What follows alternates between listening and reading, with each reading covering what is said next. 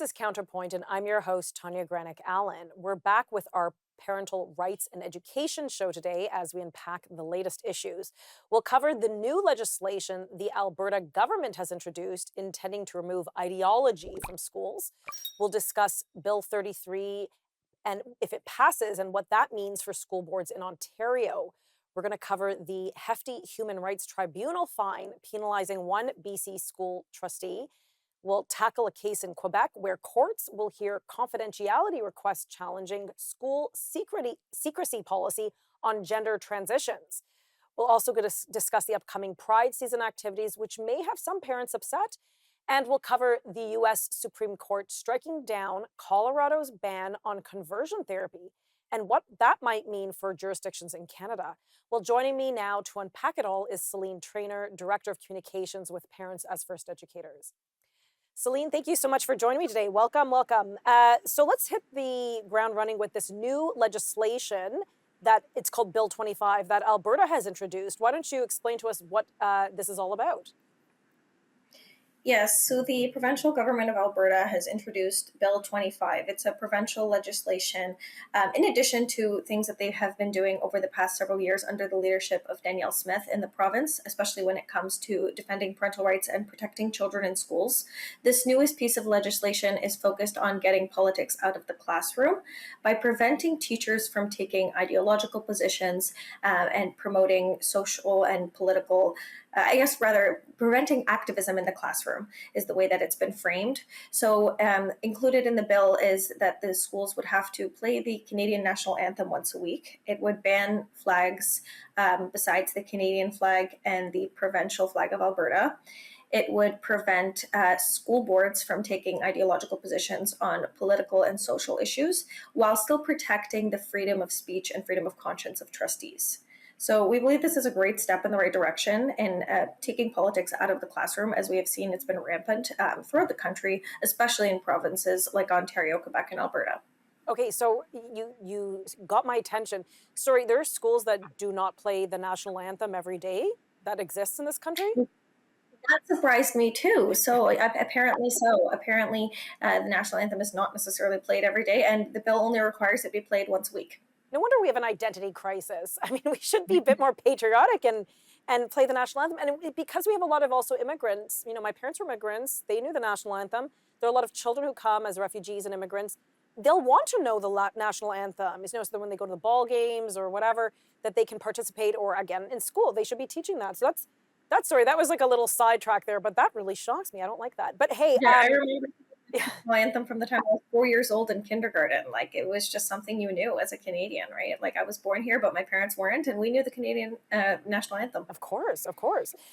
So it's an interesting bill, and I think that's always a good thing to remove political ideology from the classroom, because I even remember growing up in Ontario high schools, you know, depending on the government that was in power and whether funding or cuts that were happening, you know, you heard a lot of politics in the classroom, and sometimes you're like, I don't know if we should be talking about that. Does Canada and its various provinces, because it is a provincial issue, do we have an ideology problem in our classrooms? We most certainly do. Teachers have the ability to go beyond the curriculum, the scope of what's allowed to be taught in the curriculum, and they are able to teach essentially what they want. They have a carte blanche, especially during Pride Month, but even throughout the year. I mean, we've seen examples time and time again from parents sharing with us examples of things that their children are being shown and taught in the classroom. We've seen whistleblowers. We've seen a lot of reporting in Juno News, for instance, is one of the outlets that does a lot of coverage on what's happening in Canada's classrooms. We see a lot of political and social activism coming from these teachers. Wow. And in Ontario, are they doing the right thing with Bill 33? Some people compare the two. To me, this seems a little bit more heavy-handed, what's happening in Ontario. Oh, yes. The Alberta's Bill 25 is definitely taking a stronger stance. I guess they're taking the issue seriously, is what I would say. Bill 33 in Ontario, what it's doing is it's really a false promise to parents. After all these years, 8 years of the Ford government, they promised to repeal the WIN sex ed. They did not. In fact, it got worse under their leadership. And now they're trying to take politics out of the classroom by taking over school boards. And school boards are parents' last line of defense. They elect trustees to represent their interests. So Bill 33 does not hold a candle to Bill 25 in Alberta. Okay, well, we're going to have to follow Bill 25 in Alberta as it progresses, and of course, Bill 33 as well. Okay, we're going to be right back after this commercial break. Welcome back to Counterpoint. We have our parental rights and education show today, and joining us to unpack all the issues is Celine Traynor, Director of Communications with Parents as First Educators. Okay, Celine, let's shift gears. We're going to go from Alberta to Ontario now to British Columbia. So there's this case where a former British Columbia school trustee, the Human Rights Tribunal came down, the provincial tribunal came down and basically fined him $750,000. It's quite the headline. But for those of who may not be familiar, and fill us in on what this case is about and why such a hefty fine. Yes, so the BC Human Rights Tribunal is fining a former school trustee named Barry Neufeld for discrimination because he opposed the sexual orientation and gender identity programs in BC schools. So there's programs in the BC school curriculum called Sexual Orientation and Gender Identity, SOGI, and it's received a lot of opposition from parents, some teachers, and of course school boards and trustees who are elected by the parents to represent their interests. So this trustee was just doing the job that he was elected to do, representing the voice of the parents who elected him. And really it's an affront on freedom of speech and freedom of conscience because he's just expressing his personal belief, which he was elected to do because he believes that this is not appropriate for children to be learning in schools, especially considering what he hears from his constituents, the parents who elected him trustee. This sets a precedent, I think, across Canada, but also especially when it comes to school boards, trustees, and their freedom of expression, especially when we're just talking about Bill 33 and school boards being taken over in Ontario. Right. So it's really something that now we see trustees are now being attacked for doing the job that they're elected to do. Governments are trying to take politics out of the classroom, but it seems that nothing's working. Okay, so just so I'm clear, because I just want to get the facts of the matter. So this, at the time when he was sitting, I think it was Chilliwack School Board, he was a sitting British Columbia school trustee. He was complaining about the SOGI 123, the sex ed curriculum in British Columbia. Like, was he egregious in the way he presented? Was he unnecessarily inflammatory? Like, why did this end up at the BC Human Rights Tribunal? This came to the BC Human Rights Tribunal because they're claiming that rejecting or denying gender identity can constitute discrimination. So they're essentially using the BC human rights law to crack down on his freedom of expression. And this becomes dangerous because you get into the area of hate speech and causing harm. And it comes down to the question of whether words are, whether that can be a human rights violation, just expressing an opinion that is contrary to you. Yeah, no, this is an excellent, interesting case because, there are many Canadians who don't believe in gender identity theory. It's still being debated in scientific realms, but yet it's law, and it's enshrined in the human rights law in many, many provinces, jurisdictions. So it's an interesting examination of the scales to see, is it freedom of speech has a higher weight, or is it these human rights conditions in which many Canadians don't even subscribe to, which is an interesting debate unto itself. So very, very interesting. $750,000 is a large amount, I must say, especially when it's a politician, I guess, doing their job, representing their constituents. And I'm familiar with that school board. It is definitely one that was very vocal against this curriculum. So very interesting. We'll have to see what happens because I think they're appealing the decision. Is that correct? That's correct. And, beyond freedom of speech, it really comes in and, what beliefs of Canadians across different religions, cultures, and having different values. It really comes down to children and what children are learning in schools. Right. What this trustee was saying was, that this is not something, the science is not clear on gender identity and transitioning minors and all of these things. And when it comes to sexual orientation and sex ed, we believe that parents are the first educators and they're the ones who are to make the call on when and how their children learn these things. Makes sense to me, but I can see, why the Human Rights Tribunal would have taken offense to that. And I don't think it's necessarily fair, but it's an interesting case to observe. We'll have to see what happens on appeal. Certainly is. Let's shift back to Ontario. So the government is now vowing to root out activist teachers, which is interesting to me because I think the government curriculum is promoting activism teachers. So it's like a catch-22 situation. Exactly. So the Ontario Minister of Education, Paul Calandra, is vowing to root out activist teachers, is the language that he used. They are saying that they don't want any grad ceremonies to have any politics. I believe was what he said. He said that must remain apolitical. That was the language he used. Graduation ceremonies must remain apolitical. He wants events to be student centered, and teachers must be focused on student success. And it's just interesting because Ontario has been, in the spotlight for years when it comes to radical sex ed and politicization in the classroom. And so our question is, why now, and what are they going to do about it? Okay, let's talk about that in just a few moments. Welcome back to Counterpoint. We're continuing with our parental rights and education panel, and joining me is Celine Traynor, Director of Communications with Parents as First Educators.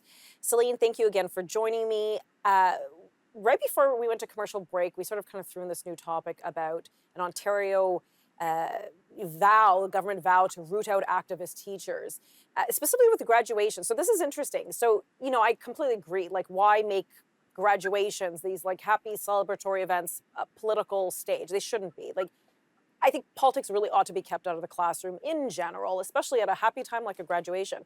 But one cannot censor the valedictorian speech, and there may be some students in high school, maybe even elementary, who knows, maybe even the kindergarten class, I don't know, who have very strong views on maybe the government or various political things. So are we going to be censoring the free speech of students too? That's a good point. And I mean, as of now, we haven't seen anything specifically targeting the speech of students. That's not what the Ministry of Education Ontario has been speaking about. They're focused on teachers and school boards. However, I mean, you can only make so much legislation trying to keep graduation ceremonies apolitical because, like you said, you cannot censor the students, and that would be gravely wrong. However, we do often see teachers time and time again trying to impart their social and political beliefs onto children through the avenue of teaching in the classroom, whether they're showing their children, videos, whether they're talking about politics and sharing their personal views, whether they're teaching things in a biased way. I think what the Ministry of Education is trying to do is they're telling teachers, you must remain neutral, you must remain apolitical, you must be focused on the success of students, or we will root you out. And our question is, where have you been for the last 8 years? Because we have the radical win sex ed in the classroom, and we know that politicization and gender ideology in the classroom has only gotten worse under the Ford government. Okay, let's shift gears to Quebec, because these issues are not only in Ontario and British Columbia and Alberta, but in Quebec. Very interesting court case talking about confidentiality requests, about secrecy on children gender transition and pronoun use. Explain what this court case is about and why it's important to pay attention. Yeah, so a teacher in Quebec has brought a constitutional challenge, a legal challenge, because they were being compelled to keep a gender transition a secret from the parents. They were asked to use male pronouns at school and use female pronouns with parents. And they were asked to affirm the student's self-declared identity if the child was above the age of 14, but keep the information confidential from parents. And the teacher found this a violation of their freedom. And also, especially because there were no safety or abuse concerns with the parents, and they objected to misleading parents, lying to them, especially considering that it's their child. They might want to know what's going on inside their child's mind and heart. They might want to, be there for their child, help them see what's going on. I just can't imagine as a parent myself, someone making the decision to keep something from me that's that important. So, the teacher's bringing this now to the Supreme Court, and we'll see where it goes. It relates especially to freedom of conscience and school secrecy policies, especially when it comes to parental rights. Yeah, 100%. Whose child is this? Is it the state's? Does the state own the child, or the parents? I should say own, are responsible for this child, or are the parents ultimately, like, where does the buck stop? And it ought to be the parents. I mean, my goodness, the UN Declaration on Human Rights says as such. That being said, it's very interesting. So yes, there's obviously the egregious issue about the state compelling the teacher to lie and withhold information to parents. there's also this element that, hey, you know what? You're kind of really burdening teachers who have a lot going on in a classroom. We keep hearing about how overworked and overwhelmed they are, understandably. But now we're also going to tell you, okay, now keep everybody's pronouns straight and make sure you use this set when you speak to the child and this set while you speak to the parents. It just seems like a lot. Like, honestly, can we just let the teachers off on this for once? Like, let them be. I don't know. Maybe I'm too old Your job is fashioned. not to raise the children. Yeah, it's the parents' job to raise children, and it really asking a teacher to do this violates Section 2 and Section 7 of the Canadian Charter, freedom of conscience, expression, and parental rights. So that's why they're taking this challenge to the court, and it could become a landmark ruling. We'll see what happens, but we'll see how the court rules, and it could really set a precedent. So outside of Quebec, are you aware if this is like prevalent in other provinces? Is it typical for a child who transitions socially, meaning changing their pronouns, or physically, that sometimes the parents are completely left in the dark about their minor age children? Well, it's happening all the time. Whether parents are aware or not, it just depends case by case. But we definitely know that there have been cases of teachers knowing about this information and keeping it secret from the parents at the instruction of the schools. And we have seen parents coming to schools with complaints because they are addressing their children differently than their name, or they're using different pronouns and they were unaware. Okay. Okay, we're going to pick up some more topics right when we come back from this commercial break. Welcome back to Counterpoint. We're wrapping up our parental rights and education show, and joining me again is Celine Traynor, Director of Communications with Parents as First Educators. Celine, thanks again for being here. Let's shift gears to something happening south of the border that may or may not have implications in Canada. We're going to talk about a recent Supreme Court striking down Colorado's state ban on conversion therapy. So unpack what this ruling is and how it impacts Colorado and perhaps the rest of the United States, and then we'll talk about Canada after. Yeah, so a legal challenge was brought to the United States Supreme Court, challenging the Colorado state ban on conversion therapy. The Supreme Court struck it down. And the reason this is important is because we've talked extensively about conversion therapy in Canada. We have our own Bill C4 banning conversion therapy. It is already law in Canada. So the fact that in the United States, which is arguably one of the freest countries in the world, one of the most powerful countries in the world, their highest court is now ruling that is unconstitutional in their country to ban conversion therapy. I think it means something. It sets a global standard, if you will. And I think that it's showing parents that, in the United States, their rights are being protected. They're not told that they can't take their child to a counselor unless they affirm their desire to change their gender at the age of 13. Because really that's what it's about. The conversion therapy ban, it's not about conversion therapy as the negative connotation that it often has. It's really just it's a crackdown on the freedom of speech of practitioners. It's about counselors and talk therapy when it comes to children who are struggling with gender dysphoria or sexual orientation. And if they have any unwanted feelings, any unwanted, desires or confusion about their gender, if the therapist is not affirming that desire, then that would be illegal in Canadian law. That's what constitutes conversion therapy. If a therapist tells them that, okay, you know what, you believe that you're a boy, even though you were born a girl, let's go ahead with that and, follow that logic. That's what's allowed, and that's the only thing that's allowed in counseling. That in was Canada. I recall that was Bill C4, which I think later became C6. They kept being reintroduced every time we had that minority government. Bill C6, and now it's Bill C4. Oh, it was C6 then C4. Okay, I knew. So much going on. I know. So it's interesting you brought that up because I remember at the time, and I was quite vocal about this. There was the threat to jail parents if you took your child to speak to a professional, medical professional, I don't know, who did not affirm their transition. You could be jailed. Say you are a church-going or mosque-attending religious person, and you brought your child to the local imam. If the imam did not affirm the gender transition of your child, that imam could be jailed, and you could be jailed. You could be seen as facilitating, I guess, abuse, and it's a criminal offense. So it is a jailable offense. It's quite serious. Yeah, that would be considered conversion therapy under the law, and yes, they could receive a criminal penalty for simply taking their child to speak to a counselor or religious leader, like you mentioned. So, seeing this banned in the United States, I think, is a signal to the world that okay, they're taking this seriously. I mean, it's a defense of parental rights by the Supreme Court, Right. and we applaud it. Yeah, I guess that's a good way to say it. The crux of the matter is parental rights. Again, where's the parent's jurisdiction? Where does it end and when does the state start? Or should the state never have jurisdiction over a child? That's a good point. Good question for another day.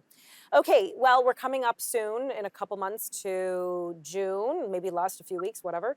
And Pride activities are underway and they're going to be starting. And I know this always tends to bring up a lot of emotions with parents, especially in the classroom, gender ideology, things like this. Is it going to be another feisty season in June with parents and educators? Well, time will tell. Pride season is coming up, and PAFE just wants to remind parents that, especially when it comes to sex ed, which is often taught in June, there is no meaningful opt out, at least in Ontario. The government likes to pretend that there is, but there is no way to know when this information will be taught to students because it's often taught outside of the scope of the curriculum. And over the last couple of years, we've seen parents protest. We've seen them say we don't want the pride flag flown in schools. So we'll see what happens this So year. why not? Why do they take issue with the pride flag? Because it represents, first of all, political and social ideology, and second of all, because it's politicizing the classroom. It's teaching gender ideology to children who are as young as kindergarten. It's happening in elementary schools. They just want the Canadian flag flown at their children's schools. They don't want the radical win sex ed, and they don't want gender ideology in the classroom. Okay, well, we'll see if the government's successful in getting ideology out of the classroom. Okay, nice to have you on, Celine. I appreciate it.